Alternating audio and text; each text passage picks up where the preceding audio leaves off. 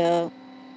有家长向人本基金会指控讲，囡仔伫台中大理一间国校读2年级，迄班的导师甲学生剃短光头，阁有真侪真恶质的行为哦。虽然社会局已经依照违反儿少法罚这老师16万咯，也毋过学校的教评会暂时决定讲，互甲这个老师改聘一档哦。人本基金会甲家长拢认为讲，这款无适任的老师应该爱永远改聘，毋通互伊一档后阁继续伤害学生。姓陈的老师提出几啊翕影片，强迫学生剃光头、跳韩国团体的舞蹈，佮要求学生分组自治，爱选出表现较歹的人，害学生身心受创。有家长为去年8月起向人本基金会投诉，讲台中大理这间国小姓陈的老师不当管教，校方教评会5月青3决议，甲这个老师改聘1年。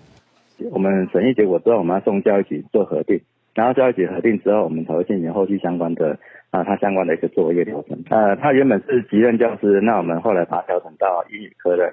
教评会审议结果予以解聘1年不得聘任之处分，让不适任教师离开校园。台中市教育局表示，这个老师2009年时，伫北京学校教册，就因为违反儿少法，互人罚6万，校方记告处分。今年3月，社会局搁再认定老师违反儿少法，该罚16万。不过家长表示，校方伫调查期间，敢若甲老师调做科任老师，造成学生2度伤害。学区就是在家附近。可是我们今天为了要躲避这个老师，难道说要叫我们家长就是要去迁户籍，然后把孩子转学了吗？人本基金会认为，姓陈的老师已经是虐待学生的累犯，不过校方煞敢若改聘1年，因烦恼1年过后，这个老师阁会当回去教册。因为1年之后呢，完全查不到他的不适任教师资料库里面的资料，那他有可能跑到其他县市，或者是让不知情的学校再度聘任他。人本基金会表示，姓陈的老师已经明显无适任，要求应该甲伊永远改聘，